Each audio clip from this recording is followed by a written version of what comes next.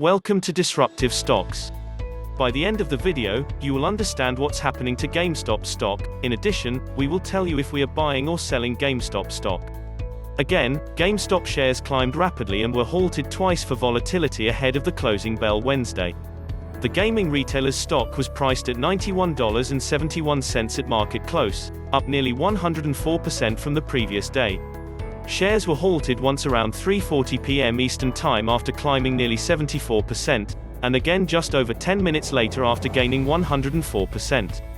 GameStop's trading volume was roughly 3 times higher the 5-day average for the stock, according to data provider Refinitiv. Less than an hour after the closing bell, the stock was on the move again, gaining nearly 90% in after-hours trading. Having déjà vu yet?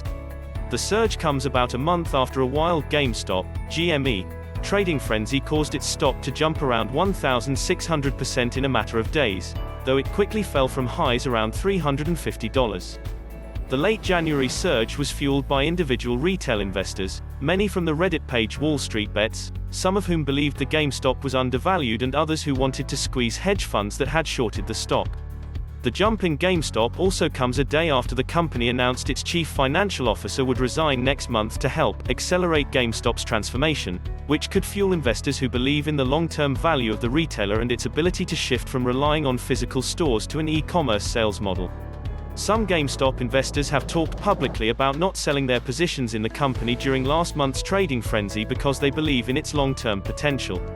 Around 4 p.m., the entire Reddit site was down for many users, though the company did not identify the cause of the outage.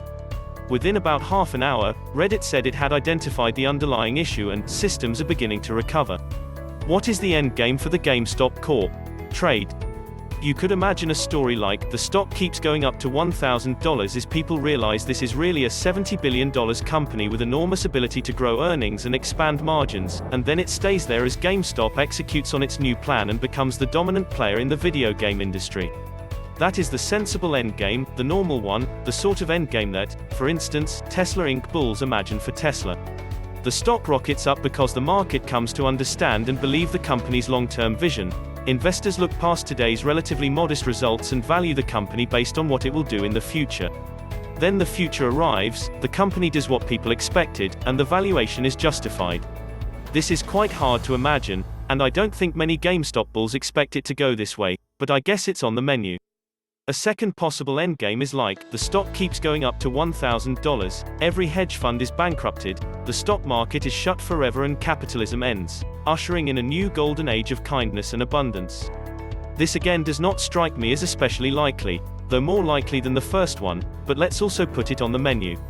Every other endgame has the basic contour of the stock keeps going up to $1,000, or whatever, then it crashes back down again. That's how bubbles work, and speculative manias, and pump and dump schemes. These words are bad words, and this process is often considered a bad thing, but of course if you buy at the beginning and sell at the top it is good for you. The trick, then, is figuring out when it is going to hit the top. I am not going to tell you how to do that, of course, it is quite hard. But let's talk generally about the thought process. If you are buying GameStop right now, at 1,700% or whatever above its price a month ago, you would ideally have some theory of who you are going to sell it to. Somebody else on Reddit is one answer. It is the standard answer, really, in bubbles and pump and dumps. It seems to have worked well so far, but it is not very robust. Everyone on Reddit buying the stock right now is hoping to get out before it collapses, so if your plan is to sell it to them, and their plan is to sell it to you, somebody is in trouble. Maybe not today though. Basically it can go on as long as new people keep coming to Reddit and deciding to buy GameStop. Wall Street Bets, the subreddit that has been pumping GameStop, hit 3 million users yesterday. It's at 4 million this morning. So there might be some room left to run on this theory. You could have other theories, and Reddit absolutely does. One reason that all this is happening is that Wall Street Bets posters are mad at short sellers and want to squeeze them. The idea is that short sellers, who borrow stock and sell it in order to bet that it will go down, will at some point be forced to give up and cover their shorts by buying back the stock. This is, not wrong. Several short sellers have been carried out of this trade. Most notably, Melvin Capital said that it closed its short position and has taken a cash injection from bigger funds to repair the hole that some Redditors dug in its balance sheet. And yet short interest in GameStop remains very high, apparently above 100% of the float. You can check this on, for instance, the single-purpose website is thesqueezesquaze.com, to give you a sense of how popular this theory is. The endgame theory here is simply that when all those short sellers capitulate, they will have to buy in the stock, and then you can sell it to them. If more than 100% of the shares are still short, then everyone who owns a share now could sell that share to a desperate short seller and get out at a profit. The short sellers would eat all the losses.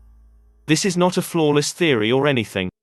As the price gets higher, other people could step in to short the stock, because it is so clearly overpriced. That is a terrifying thing to do right now, but it could make you a lot of money. I suppose someone is doing it. And keeping very quiet about it. And as some short sellers get out, the cost and availability of stock borrow will improve for the other short sellers, making it easier for them to stay in the trade. It's not like Apple Inc. and Tesla Inc. have zero short sellers. Short sellers can be with you forever. Still, yes, it's a theory. You will get out at the top by selling to short sellers, who will have to buy. And the form of that theory is very good. A theory like, I will sell to someone who has no choice but to buy, no matter the price, is much better than a theory like, I'll try to sell to someone dumber than me. There are other possible forced buyer endgames. Let me suggest the funniest possible endgame, funnier, though also less likely, than the GameStop really is a $70 billion company, and capitalism ends, once. It is hinted at here. This month's breathtaking gains in the stock have boosted GameStop's market value to about $24 billion, making it bigger than more than a third of the companies in the S&P 500 index. Only Plug Power Inc. is larger in the closely watched Russell 2000 index, a far cry from the end of 2020 when the then $1.3 billion company was firmly in the middle of that gauge. Have assumed here that you bought stock at some ludicrous price and are planning to sell it for some even more ludicrous price. But plenty of the people pushing GameStop's stock up haven't actually done that. They've bought call options. Call options are a leveraged way to bet on the stock. You put in less money than if you'd bought the stock directly, but get similar upside. You also sharpen the problem of getting out. If you buy short-dated out-of-the-money call options on GameStop, and it stops going up, you don't have to worry about finding someone to buy your stock. Your options will expire worthless and you'll lose all your money. Call options are also a leveraged way to push the stock up. When you buy a call option, the market maker who sells you the option buys some of the underlying stock to hedge its exposure to you, and this pushes the stock up.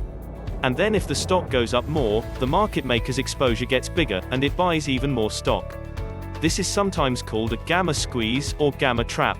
We talked about it on Monday, and Wall Street Bets posters are consciously exploiting it to push up the stock.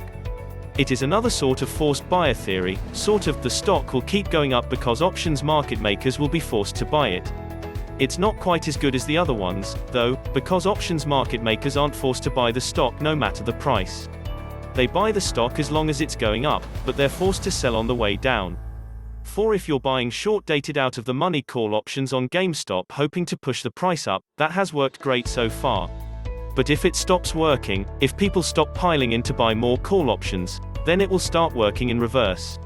You've created forced buyers on the way up, but forced sellers on the way down. They'll be competing with you to get out before it all collapses. Turn off the stocks. Another possible endgame, for me personally, is that we all get so tired of talking about GameStop that we stop. Perhaps the stock goes up, perhaps it goes down, but we stop checking. If I were king, I might be a little tempted to impose that ending by law. This guy is. The top securities regulator in Massachusetts said the New York Stock Exchange should halt trading in GameStop stock for 30 days so it can cool down. Retail traders, often using options, have helped propel the stock more than 1,000% this year. On Wednesday alone, shares were up more than 100%. I really think at this point it calls upon the regulators, in this case, the New York Stock Exchange, to consider simply suspending it for a month and stop trading it, William Galvin, the Secretary of the Commonwealth of Massachusetts, told Barron's. These small and unsophisticated investors are probably going to get hurt by this. Counterpoint, these small and unsophisticated investors have made absolute buckets of money by this, at the expense of large and sophisticated hedge funds. Shutting down the stock for a month because people are having too much fun does not seem exactly like it would cool things down. Still, of course, one sees his point. Why is GameStop trading? Nobody in Galvin's position, no regulator or politician or economist or CEO. Goes around saying, like, the point of the stock market is to be really fun and exciting and let people mess with each other and make some of them super rich more or less at random. The point of the stock market is to enable price discovery or encourage capital formation or something boring like that. Stock markets exist so that companies can raise money to fund their projects, and so that the smartest analysts of companies can work diligently and compete fiercely to put the proper value on those companies so that we as a society can know what projects are most valuable. Stock markets exist so that regular people can invest their savings in those companies, making everyone better off. Companies get funding to pursue socially beneficial projects. Regular people get an ownership stake in economic growth. Or whatever.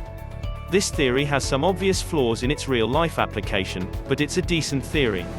It is, if not exactly true-ish. It describes the fundamental underpinnings of the market if not necessarily its everyday operation. It posits a social purpose for financial markets, beyond making funny memes on Reddit. It is just the case, just inevitably the case, that if you are going to have financial markets that are optimized for those purposes, that are liquid and complete, that attract smart people, that are open to everyone, they are also going to have a certain amount of nonsense. It's not like Wall Street bets invented financial nonsense. Financial market nonsense is, like, 70% of what we talk about around here on a normal day. How many times have I written about hedge funds tricking each other using credit default swaps? Financial markets exist to foster price discovery and capital formation, but the way they do that is mostly by letting smart people mess with each other all day. Wall Street bets is a new class of smart people messing, quite effectively, with the old ones. The questions are how much nonsense you are willing to tolerate, and whose nonsense you are willing to tolerate. 5. There is a view that Wall Street bets nonsense is somehow particularly bad. It is so transparently silly, without even a bare pretense of serving the efficient allocation of capital. Also, have you read Wall Street bets? It is uncouth. There is another view that Wall Street bets nonsense is relatively good, as these things go, that the Redditors are the heroes here, or at least that they're not the real villains. If you think that Wall Street has gotten away with it for too long, the GameStop situation gives you another opportunity to talk about that, though it is not entirely clear what you should say. Here's Elizabeth Warren. For years, the same hedge funds, private equity firms, and wealthy investors dismayed by the GameStop trades have treated the stock market like their own personal casino while everyone else pays the price, Warren said. It's long past time for the SEC and other financial regulators to wake up and do their jobs, and with a new administration and Democrats running Congress, I intend to make sure they do. Do what, though? Shut down Wall Street bets? Subsidize it? I myself have a high degree of tolerance for everyone's nonsense. I certainly don't think short sellers should be banned or shunned or punished for betting against companies. I agree that short selling is socially beneficial, all that boring stuff. But I also think it is funny when some Redditors blow up a short hedge fund for fun, and I don't really think they should be banned or punished either. The Redditors are playing an obvious silly game, in public, on Reddit, but the hedge funds are playing a game too, and they are grown-ups and know what they're getting into. Of course, what William Galvin actually said is not, "This is all a pointless casino that serves no social purpose," which would be broadly correct, but rather, "These small and unsophisticated investors are probably going to get hurt by this." And, yes, that is also undoubtedly true. Almost undoubtedly, as we discussed above, that GameStop is really worth $1,000, and capitalism collapses into an age of abundance, options remain theoretically available. Not all of them, of course. People who got in at $20, or $400 for that matter, and got out at $500 will do great. But a lot of people will lose money. And here, again, the question is how much nonsense you are willing to tolerate. We have discussed before the sort of creaky US rules around who can buy what sorts of risky investments, and I have proposed a simple standard.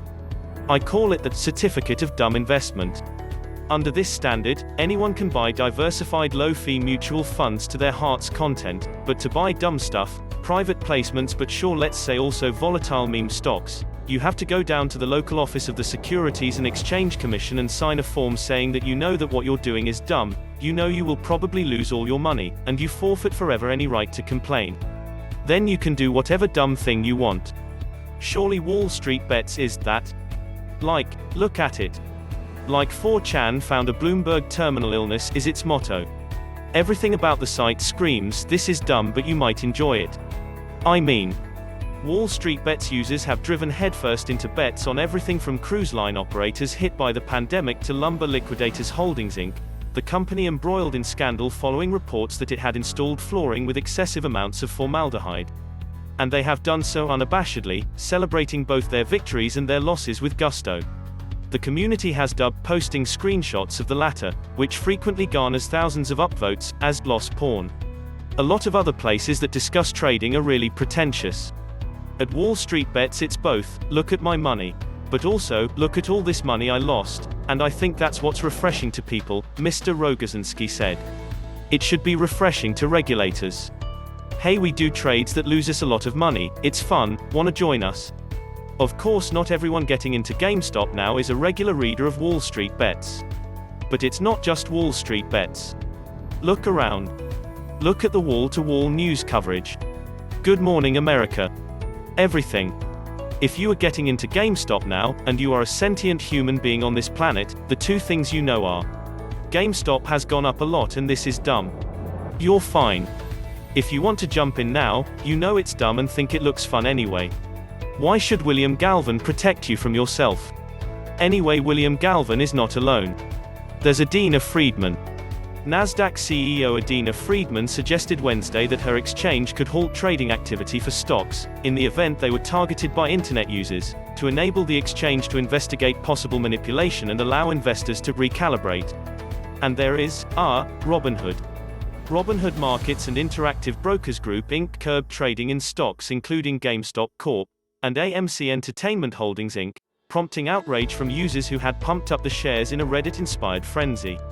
Robinhood, which attracted millions of new users last year as individual investors poured into the market during pandemic lockdowns, restricted transactions on those stocks and others, the brokerage said Thursday in a blog post. Interactive Brokers said it wouldn't allow clients to take new options positions in names including AMC, GameStop and BlackBerry Limited. Yeah, look, I sympathize. If you keep letting people in, some of them are going to get in at the top, and then some of them are going to say, unfairly, why did you let me in at the top? Though of course when you stop letting people in, that might be what ends the fun. The stock plunged this morning after Robinhood's move, and so whoever you last let in will necessarily have gotten in at the top and will sue you even more. Why did you let me in at the top, and why did you then cause the crash? Also, I have to say that if Robinhood stops letting people gamble on meme stocks, that is going to hurt its ability to attract customers who want to gamble on meme stocks. Elsewhere, the Wall Street Bets subreddit itself shut down briefly. Janet Yellen is monitoring the situation, which I hope means she is lurking on Reddit. The Securities and Exchange Commission is also aware of and actively monitoring the ongoing market volatility in the options and equities markets, and they are definitely lurking on Reddit. The wrong GameStop, it's all just too much. A tiny West Australian mining company has been caught up in the investing craze surrounding US company GameStop thanks to its ASX code matching that of the American video game retailer. GME Resources, which is listed on the local bourse with a market capitalization of just $40 million, is a mining company focused on nickel and cobalt extraction. On Thursday, its shares soared more than 50% to 12 cents, their highest level since 2018, with volumes of nearly $7 million.